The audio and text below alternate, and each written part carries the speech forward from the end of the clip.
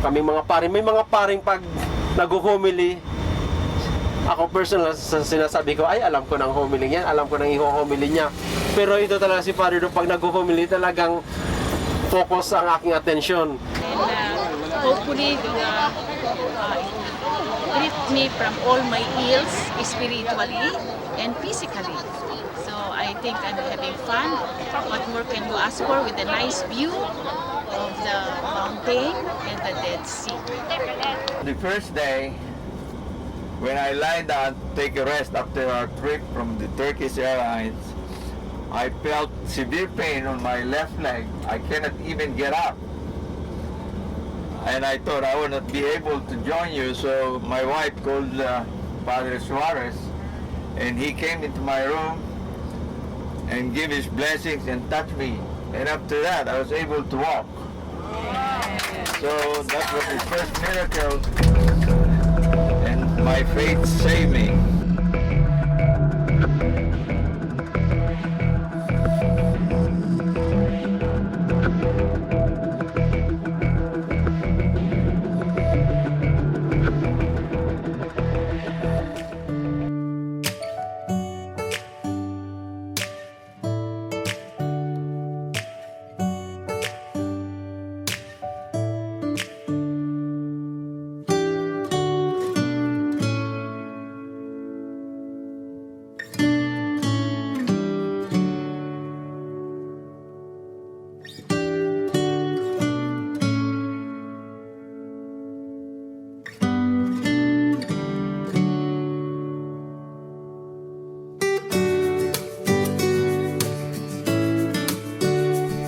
And that's what we need to have, to encounter God in a very personal way.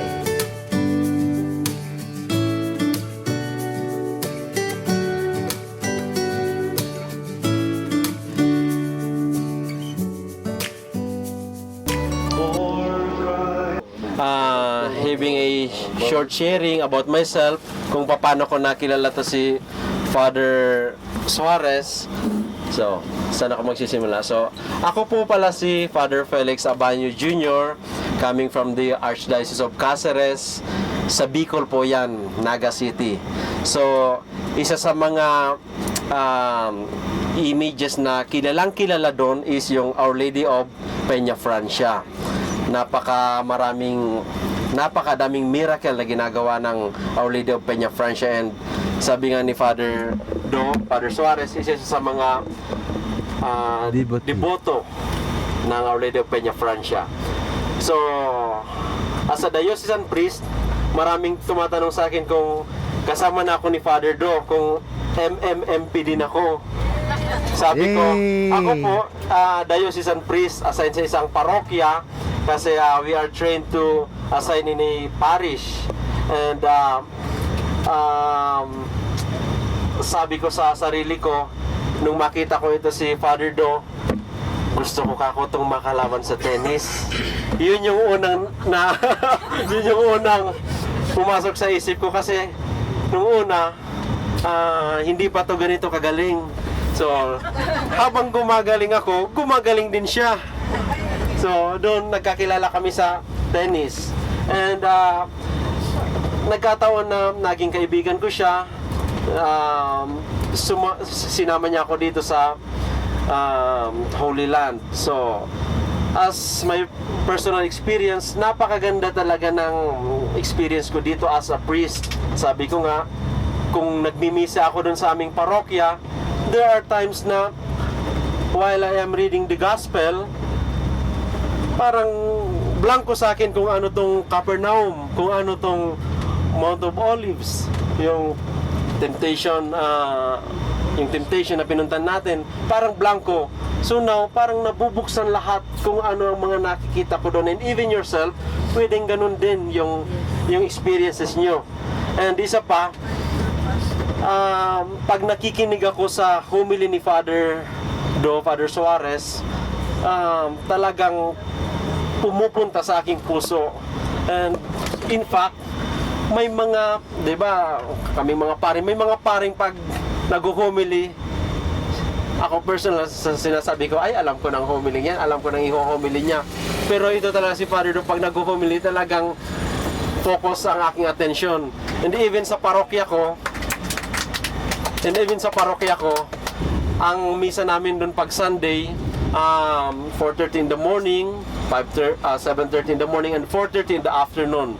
Gusto kong mag-mass, especially during third Sunday of the month. Gusto kong mag-mass ng 7:30 in the morning kasi makikinig muna ako ng homily ni Father Suarez para doon ako makakuha ng idea. Para bang sa isip ko, ano kaya ang i-homily ko?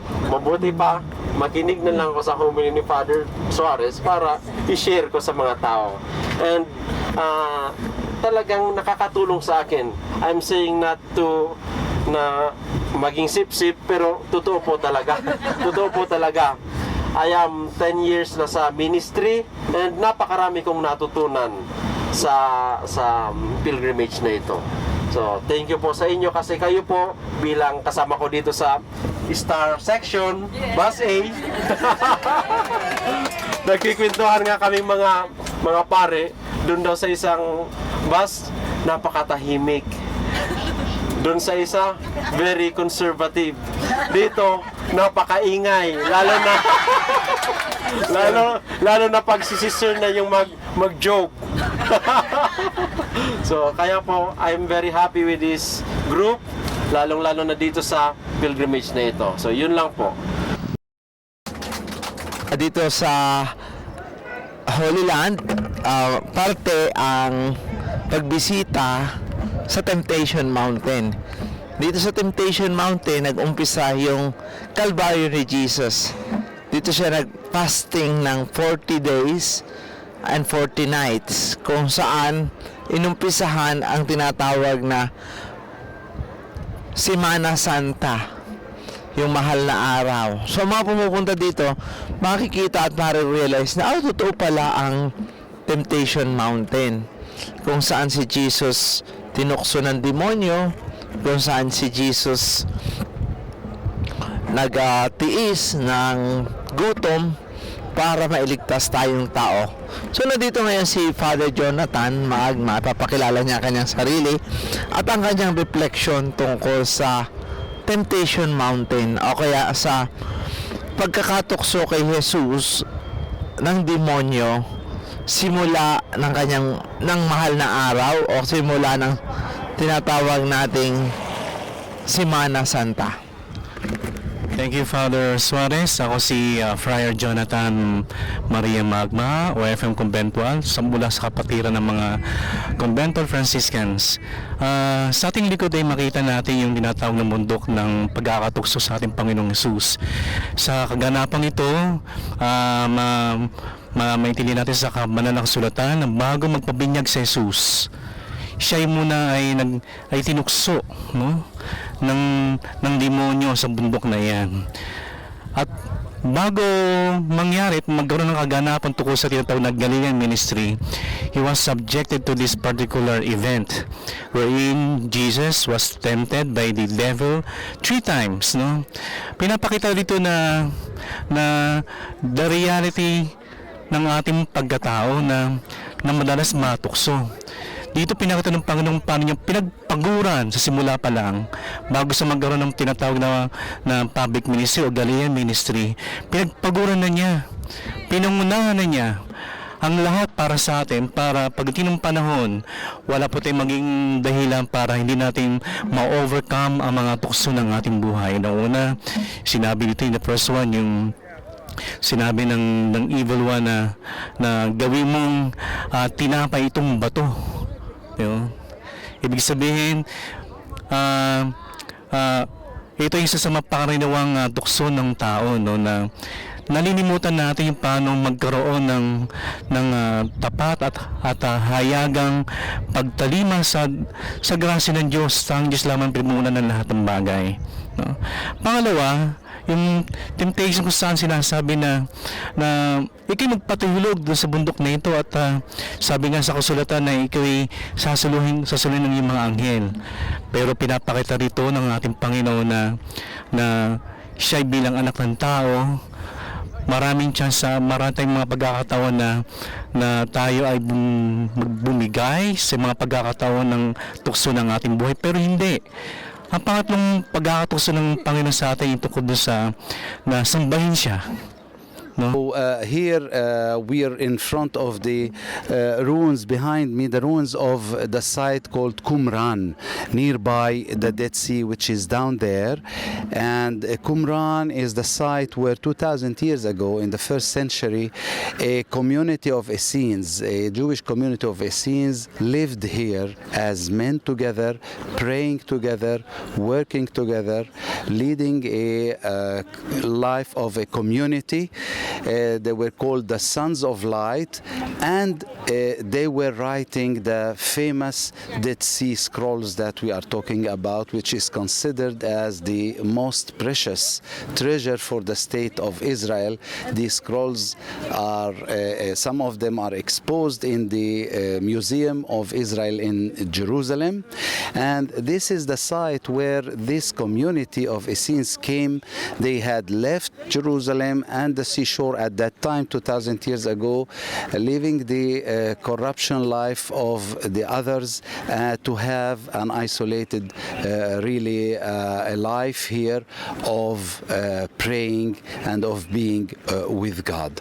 So they lived here as a community, and we can visit, we just visited the ruins of this community, the ruins of Qumran. This existed 2,000 years ago. At that time, the Holy Land was under the Romans' occupation, and there was a big Jewish revolt in between the year 66 and the year 70 AD against the Romans' occupation, which had been ended by the destruction of the Jewish cities, including the temple in Jerusalem. And this community, just before the Romans came, had hidden all these scrolls that they wrote, mainly about the scriptures from the Old Testament.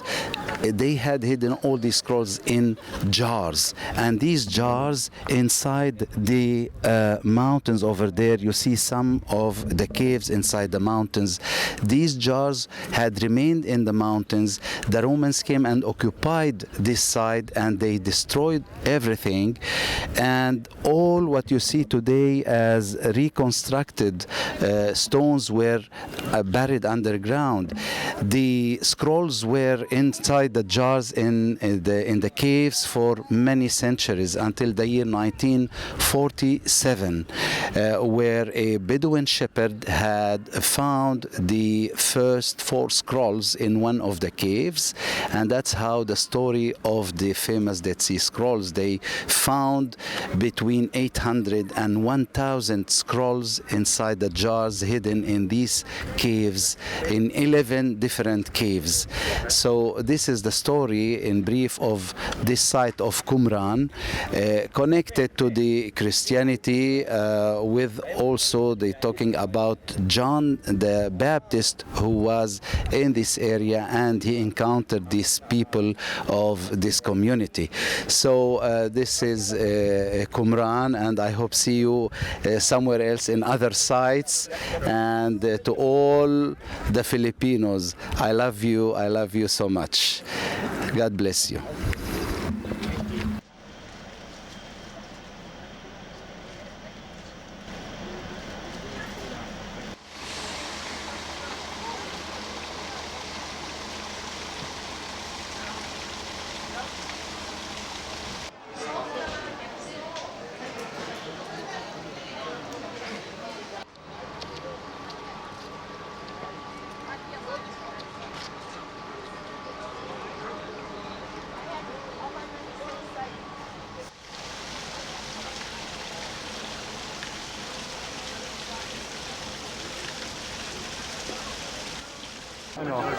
How does the water feel?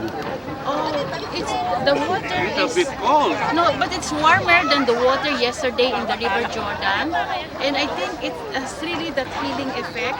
Akala ko Makati pero it's not, and it's very soothing, and hopefully treat me from all my ills spiritually and physically. So I think I'm having fun. What more can you ask for with a nice view of the mountain and the Dead Sea? The Dead Sea. And I think we got the best hotel so far. I wish we could stay there for 4 nights. Pero baka malugi na ang ating Now it's very different. 23 years ago we were here. 33, 3 decades ago. And yeah, there were no big hotels like this. It's just the Dead Sea. And we stayed only for like a couple of hours. And this is where we ate tilapia. No, that's in the Sea of Galilee. No, it's in the Sea of Galilee. Yung Peter's fish. Hindi it's a Peter's fish. Welcome to Dead Sea! Maraming salamat sa iyo! Dead Sea is where we are! Floating dive! I'm floating! Yes! Yeah. Okay, ready? Let's go!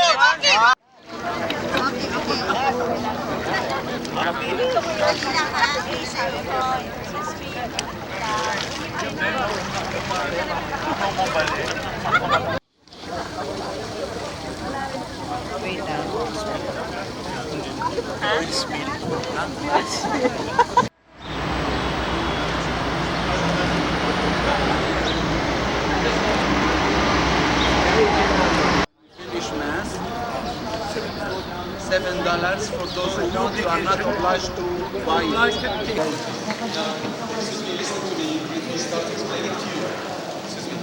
All making here. Where do you come from?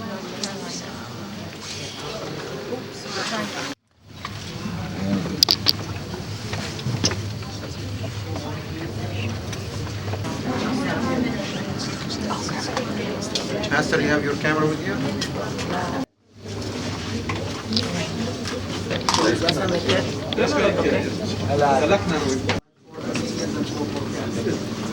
Everyone has a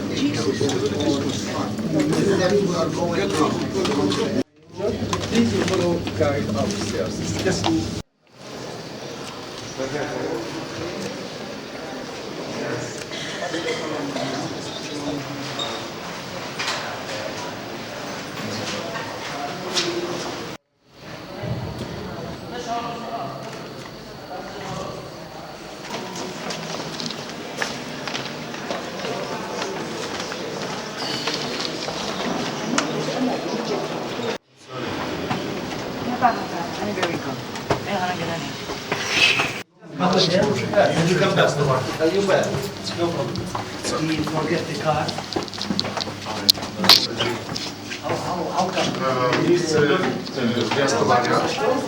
Jerome came here and he worked inside. That is called the workshop of Saint Jerome.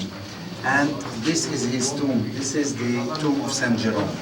Now his body is not here. He died in Rome, but you know it is like a cenotaph here. So he was helped also by Saint Paula, a woman who was widow. She came with her daughter, and she was very rich woman. She donated her money to the poor people, and she helped Saint Jerome in his work. Okay, and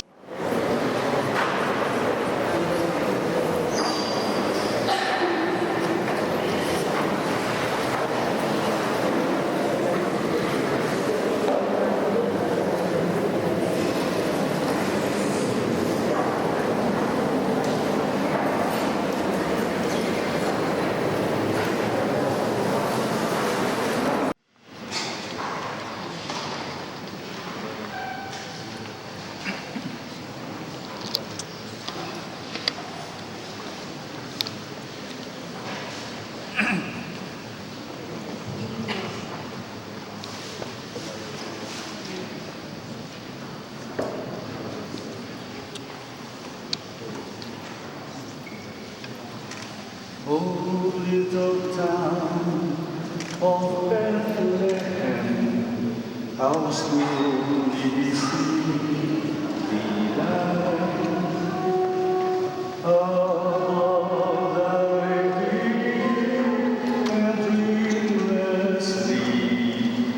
the silent stars go by.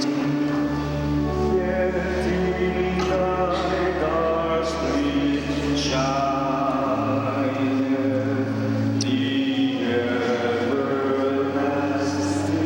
light. The hopes and dreams for all the years are met